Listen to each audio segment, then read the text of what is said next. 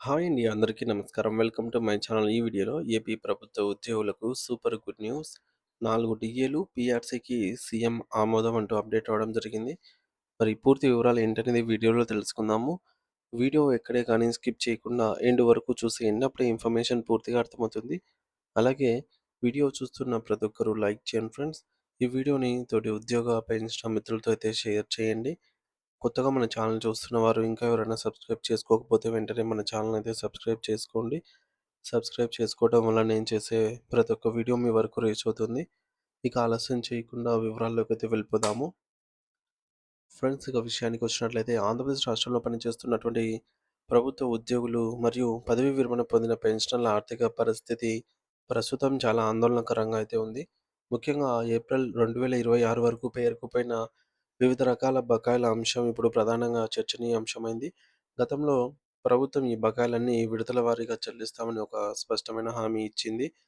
దీనికి సంబంధించి గౌరవ ముఖ్యమంత్రి గారు స్వయంగా ఆమోద ముద్ర వేసి అధికారులకు ఆదేశాలు కూడా జారీ చేశారు. అయితే ముఖ్యమంత్రి స్థాయి నుంచి అనుమతులు వచ్చినప్పటికీ కూడా క్షేత్రస్థాయిలో నిధుల విడుదల ప్రక్రియ మాత్రం నత్తనడకన సాగుతోంది. ఈ జాప్యం వల్ల లక్షలాది మంది ఉద్యోగ కుటుంబాలు తమ వ్యక్తిగత ఆర్థిక ప్రణాళికలు వేసుకోలేక తీవ్ర ఇబ్బందులు పడుతూ ఉన్నారు.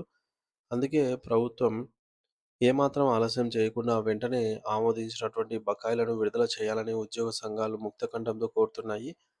మరి దీంతో పాటు మధ్యంతర భృతి, ఐఆర్ చెల్లింపు అంశంపై కూడా ఉద్యోగులు ఈ మేరకు ప్రభుత్వంపై తీవ్ర స్థాయిలో ఒత్తిడి అయితే పెంచుతున్నారు. సాధారణంగా కొత్త వేతన సవరణ పీఆర్సీ అమలు కావడానికి సమయం పట్టినప్పుడు ఉద్యోగులకు తక్షణ ఉపశమనంగా ఐఆర్ ప్రకటిస్తారు.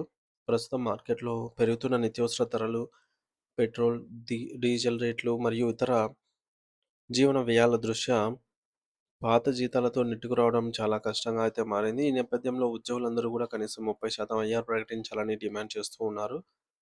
30% ఐఆర్ ప్రకటిస్తే తప్ప ప్రస్తుతం పెరుగుతున్న ద్రవ్యోల్బణం తట్టుకునే పరిస్థితి లేదు అని జెప్పేసి వారు వివరిస్తున్నారు. ఈ 30% పెంపనేది కేవలం విలాసం కాదు. అది ఒక మధ్య తరగతి ఉద్యోగి కుటుంబం గౌరవంగా బ్రతకడానికి అవసరమైన కనీస అవసరమని అయితే నాయకులు స్పష్టం చేస్తూ ఉన్నారు.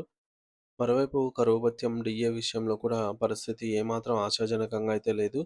ఇప్పటికే ప్రభుత్వ ఉద్యోగులకు సంబంధించి 4 డీఏలు పెండింగ్‌లో అయితే ఉన్నాయి. ప్రతి 6 నెలలకు ఓసారి పెరగాల్సిన ఈ యొక్క భత్యం గత 2 సంవత్సరాలుగా వాయిదా పడుతూ వస్తోంది. దీనివల్ల ఉద్యోగుల జీతం పెరగాల్సిన స్థాయిలో పెరగకపోవడంతో వారు నెలకు వేల రూపాయల నష్టాన్ని అయితే మూటగట్టుకుంటున్నారు. ఒకేసారి 4 డీఏలు ఆగిపోవడం అనేది ఉద్యోగుల ఆర్థిక వెన్నెముకను దెబ్బతీయడమే అవుతుంది. పాత డీఏల బకాయిలు మరియు కొత్తగా రావాల్సిన డీఏల కోసం ఉద్యోగ వర్గాలన్నీ కాయలు కాసేలాగా ఎదురు చూస్తూ ఉన్నాయి. ఈ పరిణామం వల్ల ఈ పరిణామాల నేపథ్యంలో ఇటీవల ఉద్యోగ సంఘాల ప్రతినిధులు మరియు ప్రభుత్వ అధికారుల మధ్య ఒక కీలకమైన సమావేశం జరిగింది. ఈ సమావేశంలో ఉద్యోగులు ఎదుర్కొంటున్న ప్రధాన సమస్యలపై లోతైన చర్చ జరిగింది. ముఖ్యంగా ఉద్యోగుల హక్కుల పరిరక్షణ, పెండింగ్ బకాయిల విడుదల మరియు వేతన సవరణ, పీఆర్సీ కమిటీ నివేదిక వంటి అంశాలను సంఘం నేతలు గట్టిగా వినిపించారు. ప్రభుత్వ యంత్రాంగాన్ని నడిపిస్తున్న ఉద్యోగుల సంక్షేమాన్ని విస్మరిస్తే అది పాలనపైన ప్రభావం చూపుతుందని అయితే వారు హెచ్చరించారు. ఈ యొక్క కీలక భేటీలో 30% ఐఆర్ ప్రకటించాలి అనే డిమాండ్‌తో పాటుగా పదవీ విరమణ చేసినటువంటి పెన్షనర్లకి కూడా పాత బకాయిలు వెంటనే చెల్లించాలనే నిర్ణయానికి వచ్చారు.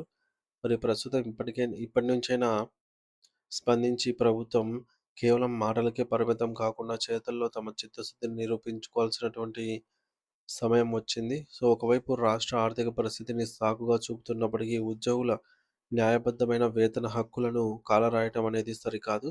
పెండింగ్‌లో ఉన్న 4 డీఏలను వెంటనే మంజూరు చేయడంతో పాటు ఏప్రిల్ 2026 నాటి బకాయిల చెల్లింపులకు నిర్దిష్ట కాలపరిమితిని ప్రకటించాలి. ముఖ్యంగా 30% ఐఆర్ ప్రకటించడం ద్వారా ఉద్యోగుల్లో నెలకొన్నటువంటి అసంతృప్తి తొలగించి వారిలో మనోధైర్యాన్ని నింపాలి. అప్పుడే ఉద్యోగ, ఉపాధ్యాయ మరియు పెన్షనర్ల వర్గాలు ప్రశాంతంగా తమ విధులను మరియు జీతాలను కొనసాగించగలవనైతే తెలుస్తోంది.